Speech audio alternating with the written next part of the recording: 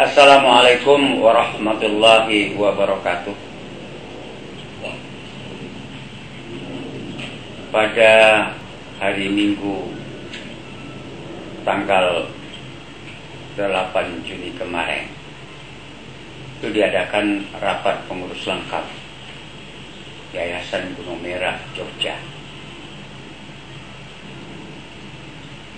Di antara yang dibicarakan di dalam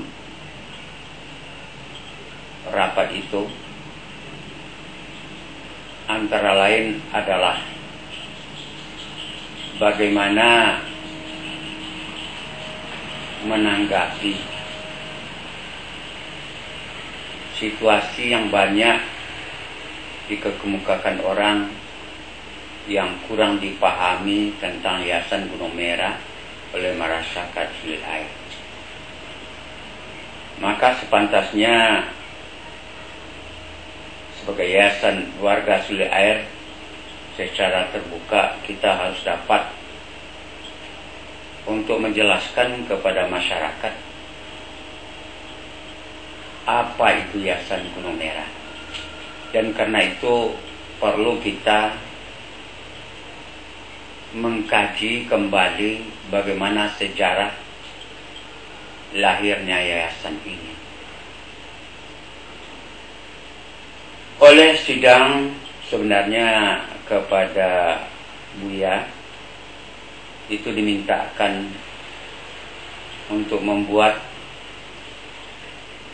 menjelaskan tentang sejarah lahirnya Yayasan Gunung Merah ini.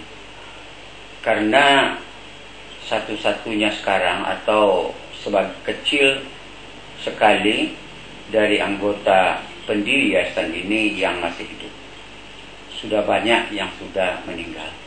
Maka diharapkan Buya untuk dapat membuat atau menjelaskan atau membuat sejarah Yayasan Gunung Merah ini.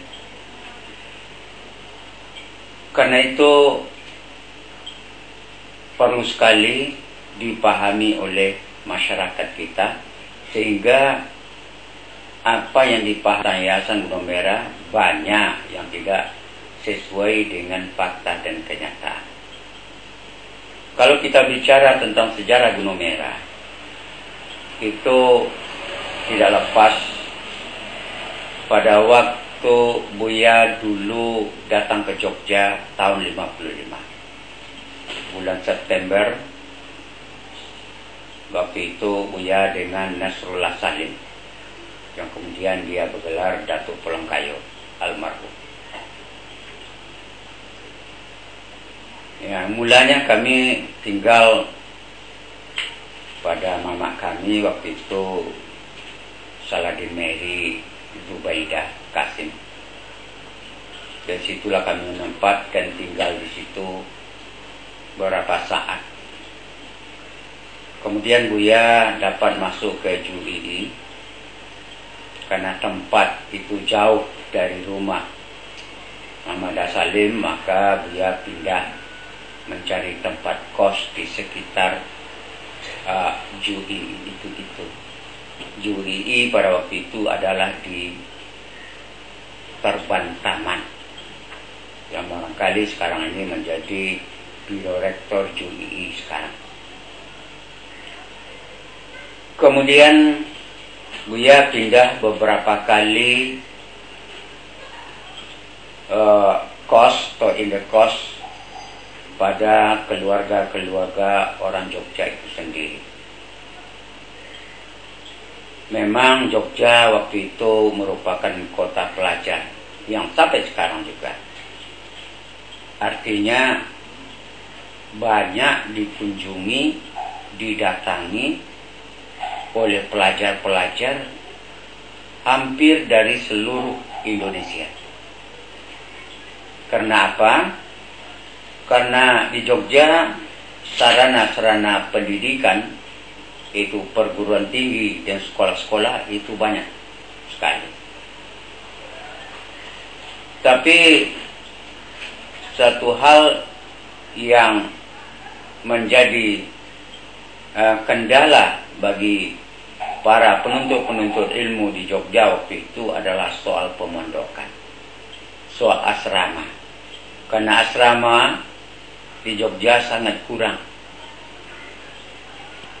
banyak, dan hampir setiap rumah-rumah keluarga di sana itu dihuni, ditempati atau tempat kos dari pelajar-pelajar yang datang itu tadi.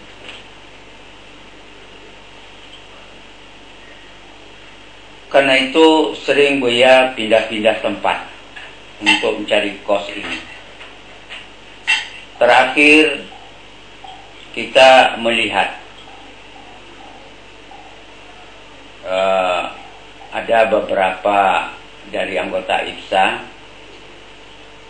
untuk mencari rumah, sewa rumah untuk menjadi asrama.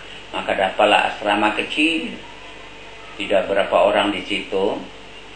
Di antara lain kami yang tinggal di situ adalah almarhum Dawani Sirih,